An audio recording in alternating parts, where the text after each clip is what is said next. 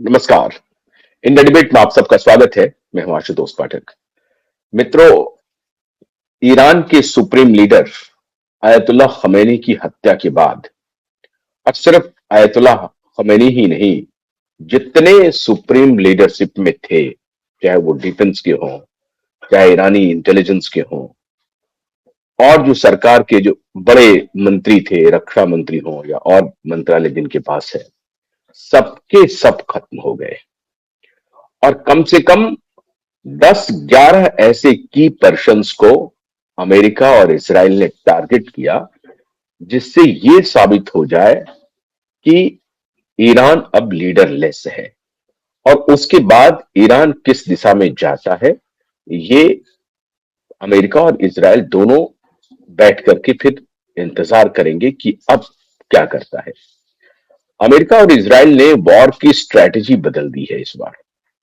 पहले आप धमकाते थे, लीडरान को, नेताओं को धमकाते थे कि साहब आप अगर ऐसा करोगे तो हम ऐसा करेंगे। और कब मैक्सिमम ये होता था कि किसी सिविलियन स्पॉट पे आप गोलाबारी करते थे और उससे फिर हलचल मचती थी और वहां की लीडरशिप को आगाह किया जाता था, डराया जाता था, धमकाया जाता था, फिर बातचीत के मेज पर उसको लाया जाता था।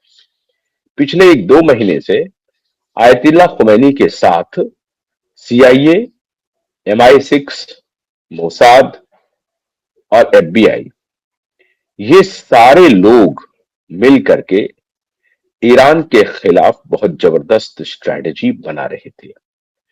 पहला तो काम इन लोगों ने ये किया कि ईरान को आज जो आप देख रहे हैं लीडरलेस, उसके पहले इन्होंने बड़ा काम कर दिया था। वो ऑलमोस्ट एक प्रकार से आयतुल्लाह खमेनी की मौत ही समझिए हो गई थी। ईरान में महंगाई अपने चरम पर थी और डॉलर को इतना महंगा कर दिया गया था, इतना महंगा कर दिया गया था कि लोग वहां सड़कों पर उतर आए थे। और आपने देखा होगा कि किस प्रकार से वहां पर महिलाएं आयतुल्लाह खुमैनी से आजादी के लिए सड़कों पर उतर के डांस कर रही थी, सिगरेट पी रही थी। उनके तस्वीरों को जला करके वो सिगरेट पी रही थी। ये सारी तस्वीरें, महिलाओं के डिमॉन्स्ट्रेशन, ये सबको आपने देखा था। और ये सब क्यों हो रहा था? क्योंकि सीआईए, MI6, मोसाद और FBI का ये ज्वाइंट ऑपरेशन था। मोसाद जो इसराइल की खुफिया एजेंसी है, MI6 जो इंग्लैंड की खुफिया एजेंसी है, और FBI CIA दोनों अमेरिका की खुफिया एजेंसी है। खुफिया एजेंसी ने अपने काम को बखूबी निभाया, ईरान को सड़कों पर ला दिया। हाफ ऑफ द पॉपुलेशन जो राज पहलवी के समर्थक थे वो सड़क पर आ गए, जो राजशाही के समर्थक थे वो सड़क पर आ गए और वो कहने लगे कि ये जो कठमुल्ला खमेनी है, जो रिलीजियस लीडर है, इस्लामिक लीडर है, उनको सत्ता से उखाड़ करके फेंक दो। तो उसके खिलाफ तो माहौल पहले से ही ये सभी जांच जो खुफिया एजेंसी है उन्होंने बना रखी थी। अब उसकी परिणति आगे हो रही थी। इधर पिछले लगभग 15 दिनों से आयतुल्लाह खुमैनी को इस बात का एहसास हो गया था कि शायद अब अमेरिका ऑल राउंड अटैक कर सकता है ईरान के खिलाफ, क्योंकि रिजीम चेंज करना सिर्फ इनका इरादा नहीं था। इनका इरादा था कंप्लीटली ईरान पर कब्जा करने का। और उन्होंने इस बार इसराइल के साथ हाथ मिलाई। डोनाल्ड ट्रंप ने इसराइल को कहा, समझाया कि आप, हम दोनों मिलकर के इसको ज्वाइंट ऑपरेशन करते हैं। आपके लिए भी ईरान नासूर बना हुआ है, हम तो इसे मानते ही हैं। हम दोनों मिलकर के इस ऑपरेशन को अंजाम देते हैं। दोनों ने मिलकर के ऑपरेशन को अंजाम दिया और आयतुल्लाह खुमैनी के साथ उनके बड़े बड़े जितने सुप्रीम लीडर्स थे सब मारे गए। ये कहानी तो आप सबको मालूम है। लेकिन आयतुल्लाह खुमैनी ने अमेरिका को झिड़की देने के लिए, अमेरिका के ऊपर दबाव डालने के लिए एक बहुत बड़ी गलती कर दी। और गलती क्या हुई उनसे? उन्होंने अपने ही इस्लामिक देशों के ऊपर हमला कर दिया। और ये हमला काफी दिनों से वो कर रहे थे। और आयतुल्लाह खुमैनी की स्ट्रेटजी ये थी कि अगर हम बाकी मुस्लिम देशों पर हमला करते हैं, खासतौर से अरब देशों पर अगर हम हमला करते हैं, उसमें UAE भी है और सऊदी अरब भी है।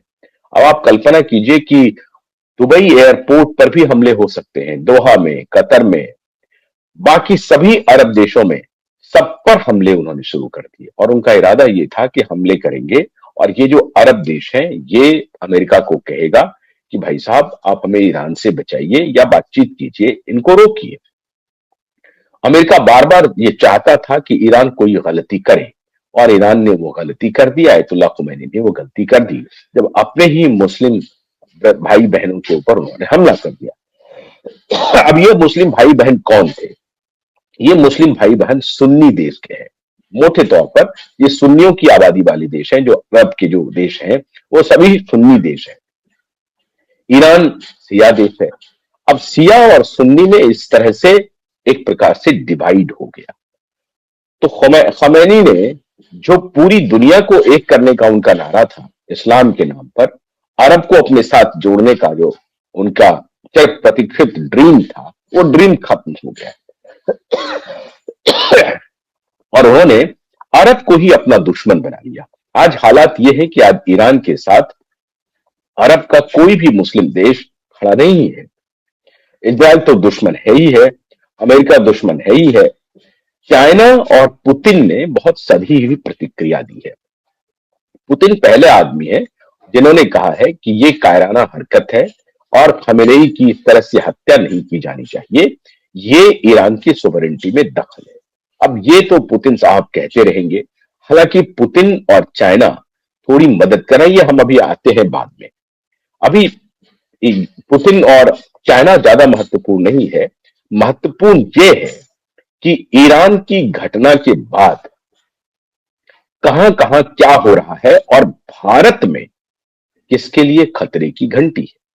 आप हैरान हो जाएंगे, भारत में जगह पर जगह प्रदर्शन हो रहे हैं, लखनऊ में हो रहे हैं, जम्मू कश्मीर में हो रहे हैं, और छोटे छोटे बच्चे जो कुछ भी नहीं जानते हैं, ऑलमोस्ट नौनिहाल है, वो कह रहे हैं कि मोदी इजराइल गए थे और वो खमेनेई की सारी जानकारी लेके गए थे कि खमेनेई कहां सोता है, खमेनेई कहां नमाज पढ़ता है, खमेनेई कहां रमजान में इफ्तार करता है।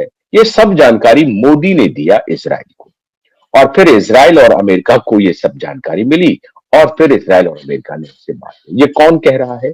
ये छोटे छोटे बच्चे कहां के कह रहे हैं? भारत के कह रहे हैं। अब आप इसी से कल्पना कीजिए कि हमारे यहां नैरेटिव सेट करने वाले किस स्तर तक घुसे हुए हैं। छोटे बच्चों, ये कोई बहुत पढ़ा लिखा इंसान नहीं कह रहा है। छोटे बच्चे क्यों कहेंगे, कहां कहेंगे, किस किताब में उन्होंने पढ़ लिया, कहां इस तरह की न्यूज उन्होंने देख लिया? इसका मतलब है कम्युनिटी का कोई ना कोई उसे समझा रहा होगा, कम्युनिटी में ये बात चर्चा हो रही होगी, कम्युनिटी में ये बात कही जा रही होगी और बच्चों ने सुना होगा कि ठीक इजराइल की यात्रा के एक दो दिन के बाद ही ये अटैक हो जाता है। प्रधानमंत्री इजराइल से लौटते हैं और ईरान पर हमला हो जाता है और ये ज्वाइंट ऑपरेशन होता है अमेरिका और इजराइल का। तो इसका मतलब है कि क्या मोदी को भी कॉन्फिडेंस में लिया गया है? क्या ट्रंप और नेतन्याहू ने मोदी को कॉन्फिडेंस में लिया कि हम इस ईरान पर हमला करने जा रहे हैं और ये हमला छोटा मोटा नहीं होगा, ये विश्व युद्ध की तरफ बढ़ेगा, क्योंकि ईरान में खमेनेई की हत्या के बाद ईरान शांति से नहीं बैठेगा। इसलिए आप कृपा करके क्यों कहा, अगर ऐसी बात कयास लगाई जा रही है, हालांकि इसकी कोई आधिकारिक पुष्टि नहीं है कि ट्रंप ने और नेतन्याहू ने मोदी को इसलिए बुलाया था क्योंकि उनको ईरान पर हमला करना था, ये बिल्कुल बेसिर पैर की बात है। हाँ, लेकिन कयास तो लगा ही जा सकते हैं। अगर मान लीजिए कुछ पल के लिए ये कयास लगा लें कि मोदी को इस बात की जानकारी दी गई, हालांकि मोदी ने या हमारी सरकार ने ऐसा कुछ भी नहीं कहा है, लेकिन अगर मान लीजिए ये कयास लगा भी ले कि मोदी को ये जानकारी दी गई, इसका मतलब मोदी दुनिया में कितने महत्वपूर्ण नेता है। जो ट्रंप और नेतन्याहू दोनों मोदी को इस बात की जानकारी देते हैं। ट्रंप और नेतन्याहू दोनों को मालूम है कि दुनिया में सबसे बड़ी मुस्लिम आबादी वाला अगर कोई देश है तो भारत है। 25 करोड़ से अधिक आबादी है मुसलमानों की भारत में, और उसमें मोटे तौर पर अधिक जो मुसलमानों की आबादी है वो सुन्नी मुसलमानों की आबादी है। सिया की संख्या बहुत कम है, लेकिन ईरान एक सिया देश है, भारत एक मोटे तौर पर सुन्नी देश है, संख्या बहुत कम है। लखनऊ में आपको कुछ सिया मिल जाएंगे, आपको जम्मू कश्मीर में मिल जाएंगे। अभी जम्मू कश्मीर के बहुत सारे सिया मुस्लिम ईरान में मेडिकल की पढ़ाई कर रहे हैं, लगभग 1000-1200 स्टूडेंट है वहां पर, और उनको जबकि सरकार की एडवाइजरी गई थी, लेकिन उनको लगता था कि ये हमारा स्वाभाविक घर है, तो वहां से वो लौटे नहीं। और ईरान में अभी वो अभी है। अब अभी तक कोई उसकी ये नहीं आई है कि वो पूरी तरह से सुरक्षित होंगे। उम्मीद करते हैं भारत सरकार इसकी जानकारी ले भी रही होगी कि भारत का कोई भी नागरिक अगर ईरान में वॉर जोन में कहीं पर फंसा हुआ है तो भारत सरकार उसकी जानकारी, कुशल क्षेम की जानकारी ले रहा होगा, इसमें कोई शक नहीं। लेकिन सवाल है कि भारत के अंदर छोटे छोटे बच्चे अगर इस तरह का नैरेटिव चला रहे हो सड़कों पर, वो कह रहा हो कि मोदी ने सारी जानकारी दी इजराइल के मुखिया को और अमेरिका के मुखिया को, अब इसकी आप कल्पना कर